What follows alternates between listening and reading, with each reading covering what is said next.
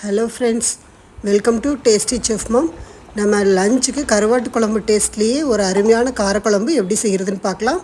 இதுக்கு ஒரு கடாயில் 4 ஸ்பூன் எண்ணெய் விட்டுட்டு 2 பெரிய வெங்காயத்தை நீளமாக கட் பண்ணி போட்டுக்கலாம். வெங்காயத்தை நல்லா கலந்து விட்டுட்டு 1 ஸ்பூன் சீரகம் போட்டுக்கலாம்.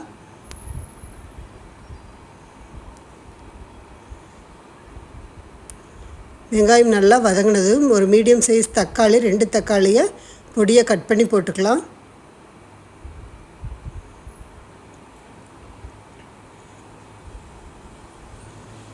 தக்காளி நல்லா வதங்கினதும் நம்ம மற்ற மசாலெல்லாம் சேர்த்திக்கலாம்.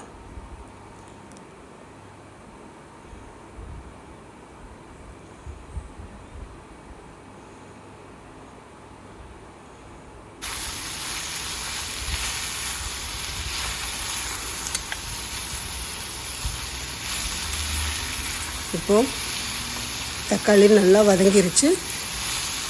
நம்ம இதுக்கு ஒரு 3 ஸ்பூன் அளவுக்கு மல்லித்தூள் போட்டுக்கலாம். கூடவே 1/4 ஸ்பூன் அளவுக்கு மஞ்சள் தூள், ஒரு 1.5 ஸ்பூன் அளவுக்கு மிளகாத்தூள் போட்டுக்கலாம். போட்டுட்டு அப்படியே சூட்லேயே நம்ம வதக்கி விட்டுக்கலாம். இப்போ ஸ்டவ் ஆஃப் பண்ணிவிட்டு இதை அப்படியே ஆற விட்டுக்கலாம். இப்போ இதுக்கு 3 கத்திரிக்காய், 1 உருளைக்கிழங்கு எடுத்துருக்கேன். இது நம்ம கட் பண்ணி எடுத்துகிட்டு நம்ம தாளித்து விட்டுக்கலாம். இன்னொரு கடாயில் ஒரு 3 ஸ்பூன் எண்ணெய் விட்டுட்டு எண்ணெய் நல்லா காஞ்சதும் ஒரு 1/2 ஸ்பூன் கடுகு போட்டுக்கலாம். கூடவே ஒரு 4 சின்ன வெங்காயம் பொடியை கட் பண்ணி வச்சுருக்கேன், அதுவும் போட்டுக்கலாம். போட்டுட்டு ஒரு பச்சை மிளகாய், ஒரு கொத்து கருவேப்பிலை போட்டு கலந்து விட்டுக்கலாம்.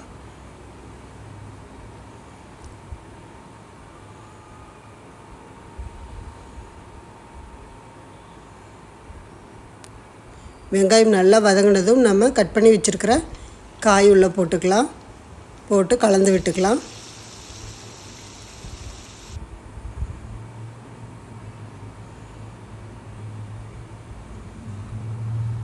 என்னுடைய சேனலை புதுசாக பார்க்குறவங்க சப்ஸ்கிரைப் பண்ணிக்கோங்க.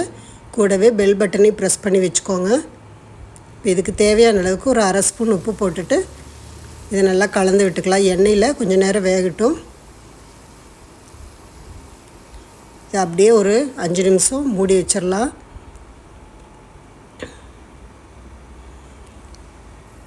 ஒரு 5 நிமிஷம் கழித்து நல்லா கலந்து விட்டுட்டு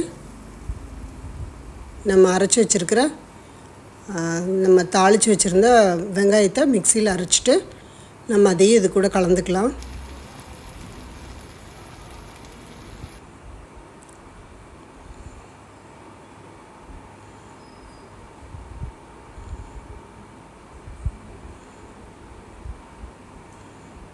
கொஞ்சமாக தண்ணி அலாசி அதையும் விட்டுட்டு நம்ம எல்லாத்தையும் ஒன்றா கலந்து விட்டுட்டு கொஞ்சம் நேரம் மூடி வச்சிடலாம்.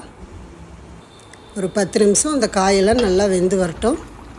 இந்த டைமில் நம்ம உப்பு அளவாக இருக்கான்னு செக் பண்ணிவிட்டு தேவைப்பட்டதுன்னா நம்ம கொஞ்சம் சேர்த்திக்கலாம்.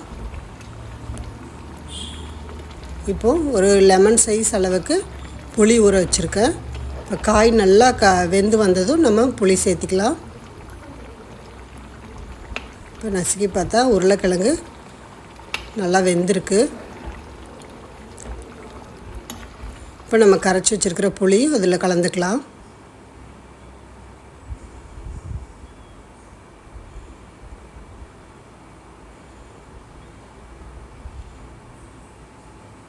நம்ம மறுபடியும் கலந்து விட்டுட்டு ஒரு 5 நிமிஷம் மூடி வச்சு நம்ம ஒரு 2 கொதி வந்ததும் நம்ம ஆஃப் பண்ணிக்கலாம். புளியோட பச்சை வாசம் போகிற வரைக்கும் ஒரு 2-3 கொதி விட்டுட்டு நம்ம ஆஃப் பண்ணிக்கலாம். அவ்வளோதான். இப்போ நம்ம கடைசியாக கொத்தமல்லி தழை தூவிட்டு நம்ம இறக்கி வச்சுக்கலாம். ரொம்பவே டேஸ்ட்டாகவும் சுவையாக. இந்த வீடியோ பிடிச்சிருந்ததுன்னா உங்கள் ஃப்ரெண்ட்ஸ்க்கெல்லாம் ஷேர் பண்ணுங்கள்.